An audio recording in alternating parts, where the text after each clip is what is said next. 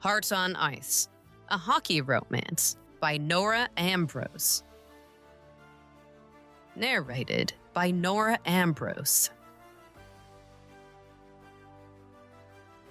This full-cast audiobook was produced using AI voice modification paired with the performance from a live human actor.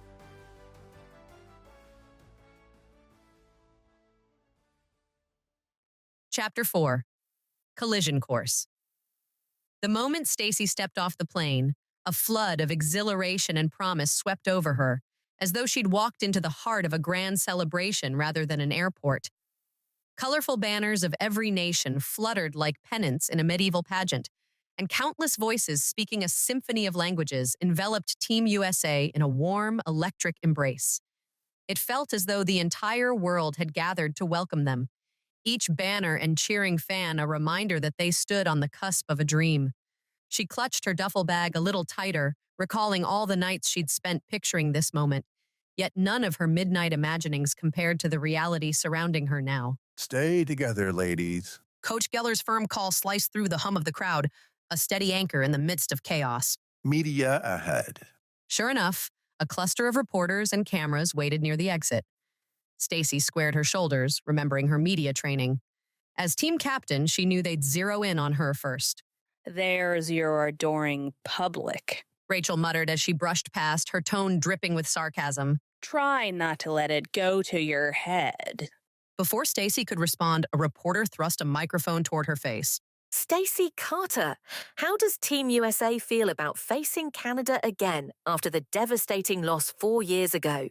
The question stung, but Stacy maintained her composure. We're focused on playing our best hockey. Canada is a strong team, but so are we. Any response to the growing rivalry between the two teams? We respect our opponents. Stacy said, the practiced words flowing easily. We're excited to be here in Sapporo and looking forward to representing our country. More questions followed, but Coach Geller stepped in, ushering the team toward their waiting bus. As they pushed through the crowd, Stacy caught fragments of her teammates' voices. Jade Firecracker Michaels' distinctive laugh, Quinn Morales charming a reporter in rapid-fire Spanish, Jordan Jaws Collins grumbling about the long flight. Finally breaking free of the media circus, Stacy took a deep breath of the crisp winter air. Sapporo sprawled before them, its modern skyline dotted with hints of traditional Japanese architecture, all dusted with fresh snow. The Universal Games were here, with them, another chance at gold, another chance to prove herself. "Ready for this?" Megan asked, bumping Stacy's shoulder playfully as they boarded the bus. Stacy smiled at her friend, grateful for her steadying presence. Ready as I'll ever be. Another reporter intercepted them before they could board the bus, this one from a major sports network. His cameraman quickly positioned himself, the red recording light blinking to life. Stacy Carter. The voice reached her like the faint brush of velvet against her senses. Warm, inviting, and with the slightest undercurrent of authority. She turned and found herself face to face with Jesse Whitfield, a reporter whose reputation preceded him almost as much as his impossibly broad shoulders. Beneath the bright lights of the terminal, Jesse's eyes gleamed with a confidence born of countless interviews, and a hint of a smile curved his lips as he introduced himself. Stacy swallowed, suddenly hyper-aware of how her heart seemed to gallop at the mere sight of him. How does it feel to be back at the Universal Games? Jesse Whitfield asked, stepping nearer, as though the background bustle of fans and luggage carts were inconsequential to the moment unfolding between them.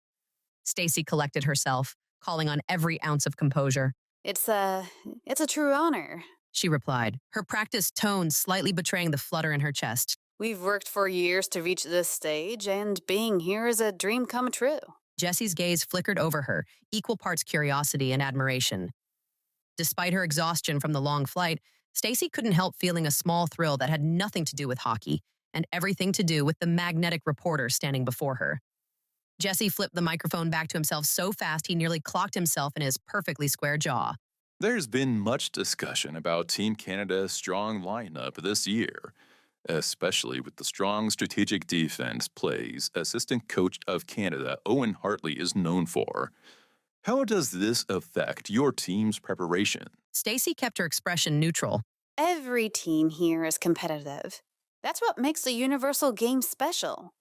Canada's always been strong, but we're focused on our game. Our goal is to play the best hockey we're capable of. Some people are calling this a revenge match after the last Universal Games in Calgary. Do you agree? Stacy chose her next few words carefully. 4 years is a long time. Both teams have evolved. We respect Canada's program, but do not dwell on the past. We are here to represent our country and hopefully bring home gold to Team USA. Owen Hartley's sister, Erica Hartley, is a formidable new Canadian team member. She's been especially critical of Team USA's chances to the press. Stacy sensed that this was what Jesse Whitfield really wanted to ask her about. And he responds to Erica Hartley's comments about Team USA's weaknesses. I haven't heard those comments. Stacy replied smoothly, ignoring the tightening in her stomach. Like I said, we're focused on our game and preparation. That's what matters. Coach Geller appeared at her shoulder, signaling the end of the interview. Thank you, Mr. Whitfield, but we really should be. As they finally boarded the bus, Stacy zoomed to Megan. What did Erica Hartley say to the press? Megan already had her phone open to an article. That reporter was making it sound worse than it really was. All she said was that she expected Team Canada to beat us easily. That slime was trying to get a soundbite out of you to start a war in the press. A handsome slime, Admitted Stacy as she blushed. You fall head over heels for every guy who smiles at you. Shut up, I do not. The Universal Village dormitory room was small but efficiently designed, with 2 twin beds and a stunning view of the snow-capped mountains beyond Sapporo. Stacy finished taping up the last of her family photos. Her parents at her first professional game, her brother's graduation, team snapshots from over the years, while Megan danced around their room to music playing from her phone. There. Stacy said, stepping back to examine her handiwork. Feels a bit more like home now. You're so organized. Megan teased, flopping onto her bed where she'd already created a nest of stuffed animals and colorful pillows. Her side of the room was a cheerful chaos that perfectly reflected her free-spirited personality. I don't know how you can even think about decorating. I want to explore. We should get everything unpacked first. Stacy began, but Megan was already bouncing up, her dark hair swinging enthusiastically. Come on. The whole world is out there waiting for us. There's supposed to be this amazing Japanese garden. And I heard that they have the best ramen place in the athlete dining hall. And Okay. Stacy laughed, her own excitement building. It was impossible not to be infected by Megan's enthusiasm. Let me just grab my jacket. The halls of their building were alive with activity as athletes from different countries settled in. They passed the Canadian women's hockey team's floor, and Stacy deliberately kept her eyes forward, ignoring their sworn enemies. Megan tugged on Stacy's arm, her eyes shining with an infectious excitement. look at that. She whispered, gesturing to the village that sprawled before them, lit by the golden glow of twilight. Pathways curved gently amid sleek modern buildings and traditional Japanese gardens. Athletes from every corner of the globe ambled along, some exchanging easy smiles and polite bows, others already forming huddles of fast friendship, or something more. Stacy breathed in the crisp, pine-scented air and felt a spark of youthful giddiness rush through her, a far cry from the intense seriousness of the competition that lay ahead. It's so much bigger than I imagined. She murmured, letting her gaze wander over the throng of chiseled speed skaters, towering alpine skiers, and graceful figure skaters. Megan winked, her laughter bright and warm. Half the magic happens in these village walkways, you know. 1 minute you're trading a team pin, the next you're tangled in a conversation. Or something else. Until the early hours. Despite herself, Stacy let out a soft laugh. For once, the pressures of training and captaincy felt a world away, replaced by the wonder of new possibilities glimmering like embers in the night. Athletes in various team uniforms strolled the paths between buildings, some looking as awestruck as Stacy felt. This is really happening. Stacy breathed, taking it all in. We're actually here. Megan linked their arms together. Now let's go find that garden. And maybe some cute speed skaters while we're at it. You're going to leave this tournament pregnant. Stacy quipped, but let herself be pulled along, grateful for this moment of pure joy before the intensity of competition began. The gardens of the Universal Village were a harmonious blend of traditional Japanese design and winter beauty. Snow dusted the carefully pruned pine trees, and stone lanterns lined the winding paths. Stacy and Megan followed a wooden bridge over a partially frozen pond, where koi fish could be glimpsed moving sluggishly beneath the ice. Look at this. Megan breathed, admiring a snow-covered pagoda. The red paint beneath the white powder seemed to glow in the late afternoon light. It's like something out of a painting. Stacy paused beside her friend, inhaling the crisp air that carried the faint scent of pine and distant wood smoke. Despite the sub-freezing temperature, the garden emanated a warmth from its very design. The travel book says that this garden was inspired by Hokkaido's most famous temple gardens. Stacy said, recalling the enthusiastic explanation they'd received. They wanted to bring that sense of peace to the village. They continued along the path, passing other athletes similarly enchanted by the setting. A group of figure skaters from Russia took photos by a stone basin. At the same time, a German bobsled team huddled on a wooden bench, sharing what looked like hot green tea from metal thermoses. As they continued their exploration, the lights of the Universal Village began to come on, creating a magical blend of traditional paper lanterns and modern illumination. The snow sparkled beneath the lights, and somewhere in the distance, Stacy could hear the distinctive sound of skates on ice. Athletes getting in late practice sessions, as dedicated as she was to their dreams of gold. As they walked through the bustling village center, Stacy's phone slipped from her jacket pocket for the third time that evening. She caught it just before it hit the ground, cursing under her breath. Ugh, seriously? She muttered, trying to wedge it more securely into the pocket. These jackets look great, but the pockets are useless. That's because they're designed for aesthetics, not function. Megan said sagely. Just like how they always make workout clothes with those tiny pockets that can't hold anything.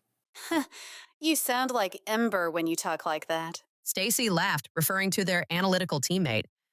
Her phone slipped again, and she barely managed to grab it this time before it hit the snow.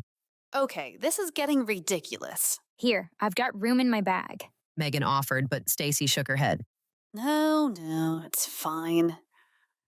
I'm expecting a call from my dad about his doctor's appointment. The thought sobered her momentarily, but she pushed it aside. Hey, is that the sushi place Quinn was talking about? Across the street, a warm glow spilled from the windows of a traditional-looking restaurant. The name was written in both Japanese characters and English, Sakura Sushi. Oh, yeah. Megan's eyes lit up. Quinn said that she was here last year on her vacation, and their salmon rolls are amazing. Look, it's not too crowded. They went inside, where the rich scent of vinegar rice and fresh fish filled the air. The interior was intimate, with dark wood surfaces and paper lanterns casting a soft golden light. A sushi chef worked behind a pristine counter, his knife movements precise and artistic. They were seated at a small table near the window, where they could watch the steady stream of athletes and officials passing by outside. Stacy's phone slipped once more as she sat down, clattering onto the wooden floor. That's it, She said, picking it up and checking for damage. I'm hanging on to this until we leave.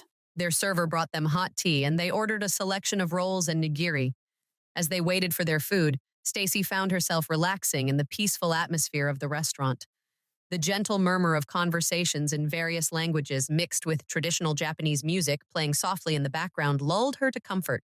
This is exactly what I needed. Megan sighed happily as their first plate arrived, an artistic arrangement of tuna and salmon nigiri. Coach Geller would probably have a heart attack if he knew that we were eating raw fish before the competition. What Coach doesn't know won't. Oh, fuck me! Stacy began, but her words cut off abruptly as she glanced toward the entrance. Her heart seemed to skip a beat as she recognized the tall figure ducking through the doorway. Owen Hartley's devastating good looks hadn't faded in 4 years. His dark hair, slightly tousled from the wind, and beard lining his perfect jawline made him as attractive as ever. Behind him came his sister, star forward Erica Hartley, who wore her Team Canada jacket like she was born in red and white. Her presence a stark reminder of the rivalry between their teams. Oh. Megan whispered, following Stacy's gaze. This just got interesting. Do you still have a crush on him? Shut up. Don't look at him. Just look down at the table. The atmosphere in the restaurant shifted subtly as Team Canada's contingent entered. Stacy could feel the weight of their presence, even though they were seated on the opposite side of the restaurant. She fixed her eyes on her plate, but was acutely aware of Owen's movements in her peripheral vision. We should probably go. Stacy murmured, signaling for the check. Megan arched an eyebrow. Really? Because the green tea ice cream here is supposed to be amazing. Megan! Fine, we'll go. Megan conceded, but not without a mischievous glint in her eye. But we're going to run into them eventually. The village isn't that big. Stacy knew her friend was right, but she wasn't ready for that encounter. Not here, not now, with Erica Hartley's sharp eyes potentially watching her every move. They stood to leave, gathering their jackets. Stacy deliberately took the path to the door that would keep the most distance between them and the Canadian table. But as they approached the exit, she couldn't help stealing a glance in Owen's direction. He looked up at precisely that moment, their eyes meeting briefly across the restaurant. Something flickered in his expression.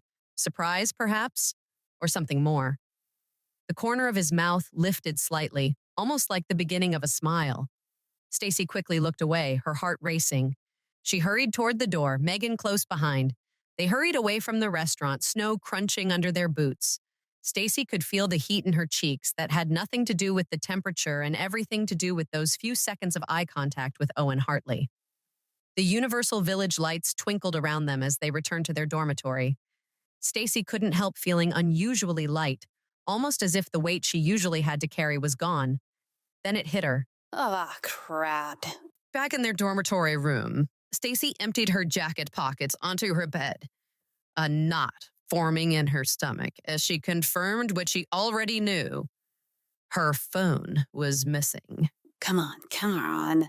It has to be here somewhere. She muttered, sticking her hand inside every small pocket at least 5 times to find it empty.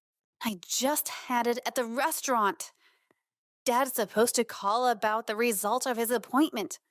I can't believe I lost it. Okay. Just calm down. All right? Megan said, pulling out her phone. You must have just left it behind at the sushi place. Want me to try calling it? Stacy ran her hands through her dark hair, weighing her options. Yeah. No. I don't know. She sank onto her bed. Megan had already hit Stacy's name in her contact list. They both held their breath, listening to the ring through Megan's speaker. After several rings, it went to voicemail. Well, either somebody found it and turned it off, or the battery died. Want I go back and check? Stacy was already halfway out the door. She shoved her way through the crowd of athletes in the Universal Village on a mad dash back to the sushi restaurant. It was no use. The restaurant was closed by the time Stacy made it to the doors. The Hokkaido Stadium was filled with excitement as Team USA gathered in the staging area for the opening ceremony. Athletes from every winter sport crowded together in their navy jackets paired with matching pants, the excitement palpable in the air. But Stacy's mind was elsewhere, her hands automatically checking her empty pockets for what felt like the 100th time. Stacy tried to focus on the ceremony preparations, but her father's appointment results weighed heavily on her. The team fell into formation, excitement building as they heard the crowd roar outside. Argentina had already entered the stadium somewhere ahead, their flag bearer visible in the distance. A thunderous roar from the crowd reverberated through the stadium walls. Stacy was halfway to the tunnel where her teammates gathered when a gentle tap on her shoulder made her whirl around. There, framed by a swirl of color and light, stood Owen Hartley, his dark hair tousled as though he'd just weathered a gust of wind. He held out her phone, the device that had slipped through her grasp hours ago. Neither of them moved. The chaos of the opening ceremony melted into the background, leaving only the pulse of her racing heart. I believe this belongs to you, he said, voice low enough to be lost in the din if she weren't standing so close. Stacy felt a tremor that began in her fingertips and spread through her entire body as their hands brushed. A rush of heat rose to her cheeks, making the winter chill irrelevant. The stadium lights bathed them in a halo, intensifying the moment's intimacy in the midst of so many onlookers. Owen offered a tentative smile, soft, almost apologetic. He opened his mouth to speak, but the swelling fanfare signaled the ongoing parade of nations, and reality crashed back like a cold gust of wind. She was the captain. He was the assistant to her bitterest rival. Any closeness here risked turning a fierce competition into something far more complicated.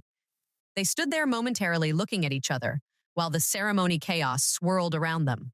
Owen shifted slightly closer, ostensibly to avoid a passing group of athletes, but he didn't step back afterward. I saw you leave it behind at the restaurant and knew you'd be here. I turned off the phone to protect your privacy. I didn't want you to think I was snooping. Stacy felt her cheeks flush, but she smiled back at him. Their eyes met. The noise of the ceremony faded away. There was something in his gaze, a mixture of intensity and vulnerability that made her feel seen in a way that both thrilled and terrified her. Owen straightened and a professional mask slid back into place. I should go. He glanced at Stacy, regret evident in his expression. He reached out to shake her hand. I wish we could talk more. Stacy nodded, shaking his hand. Yeah. Thanks again for returning my phone. When he released his grip, Stacy found a wadded-up slip of paper tucked into her palm. Owen gave Stacy one last look that contained 1,000 unspoken words before disappearing into the crowd. The ceremony music swelled and Team USA began to move forward. Stacy squared her shoulders, trying to focus on her role as captain, on the universal games ahead, on anything except the lingering warmth in her chest whenever she thought of Owen's smile. She had a job, a team to lead, a gold medal to win. She couldn't afford to be distracted by complicated feelings for someone who, by definition, was supposed to be the enemy. But as they marched into the stadium, Stacy couldn't help thinking that some complications were worth the risk. The ceremony official gave them their cue, and suddenly, they were moving forward into the stadium. The crowd's roar was deafening. Thousands of voices merged into one overwhelming sound wave. Cameras flashed like stars, and the American flag waved proudly ahead of them. Stacy squeezed Megan's hand, grateful for her friend's steady presence. As they marched around the track, she felt the weight of her role as captain settling over her. These were her teammates, her family on ice. They trusted her to lead them, fight alongside them, and put the team first. The Universal Winter Games had officially begun, and Stacy Carter had never felt more torn. Every step around the stadium track felt like a choice between her heart and her duty, personal happiness and team loyalty. The crowd's cheers washed over her as she smiled and waved, playing her part perfectly while her heart waged its own private war underneath. As Team USA took their place in the athletes section, Stacy caught a glimpse of Team Canada across the stadium. She didn't let herself look for Owen, but she could feel his presence like a magnetic pull. Instead, she turned to her team, channeling every ounce of leadership she possessed. Let's win this thing, She said, and her teammates cheered, united in their dream of gold.